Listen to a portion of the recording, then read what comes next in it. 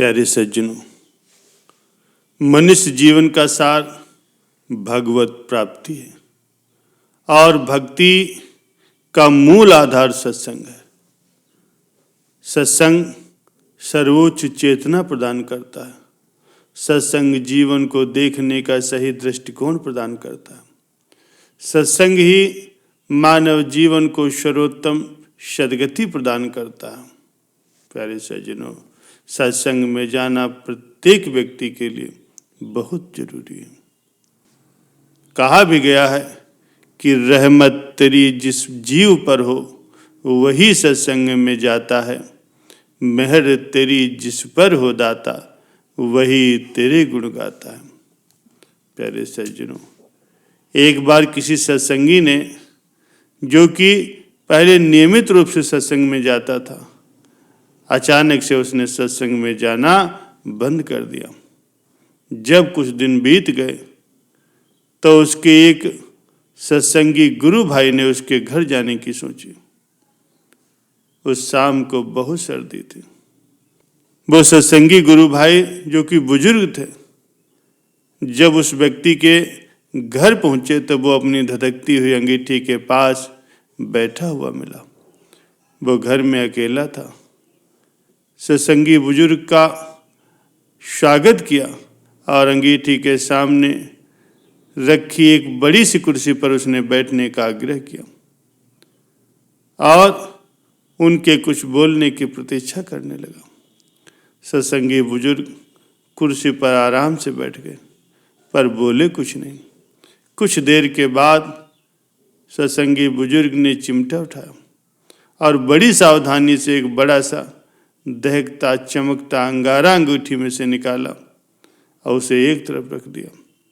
इसके बाद वो फिर से कुर्सी पर आराम से बैठ गए, लेकिन फिर भी कुछ नहीं बोले।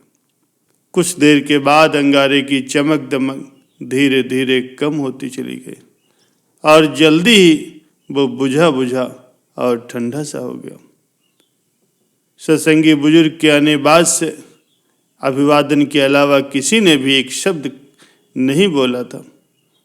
सत्संगी बुजुर्ग ने चलने से पहले वो ठंडा और बुझा हुआ कोयला उठाया और उसे वापस आग में फेंक दिया, जिससे वो तुरंत ही आसपास के जलते कोयलों के कारण रोशनी और गर्मी से फिर चमकने दहकने लगा।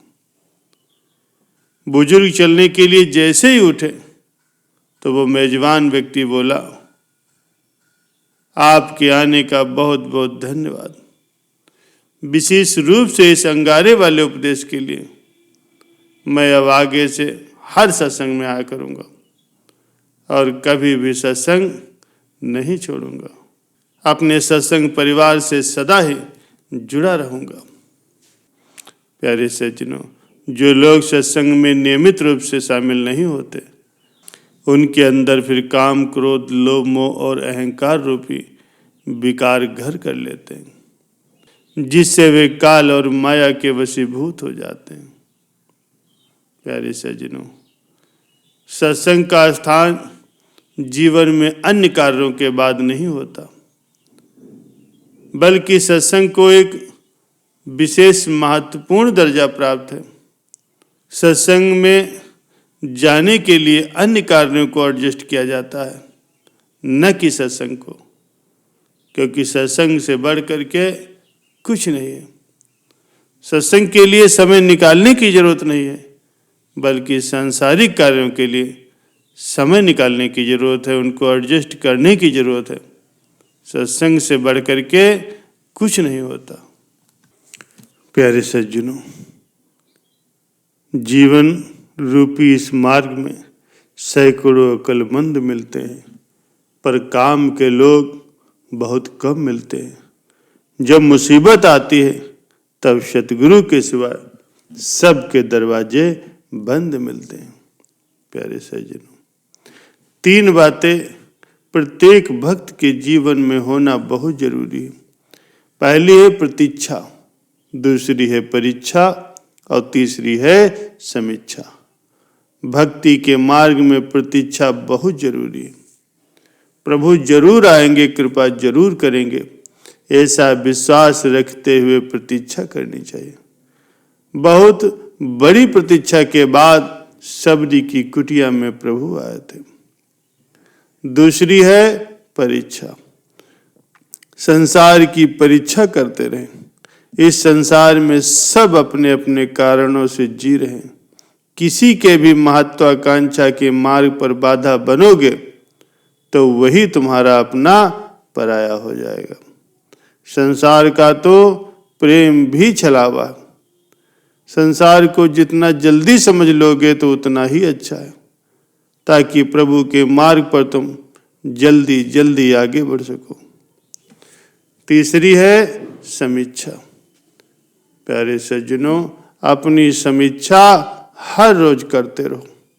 आत्मचिंतन करो कि आपका जीवन उत्सव कैसे बने, प्रत्येक क्षण उल्लासमय कैसे बने, जीवन संगीत कैसे बने। ये चिंतन करना बहुत जरूरी है। कुछ छोड़ना पड़े तो छोड़ने की हिम्मत रखना, और कुछ पकड़ना पड़े तो पकड़ने की भी हिम्मत रखना।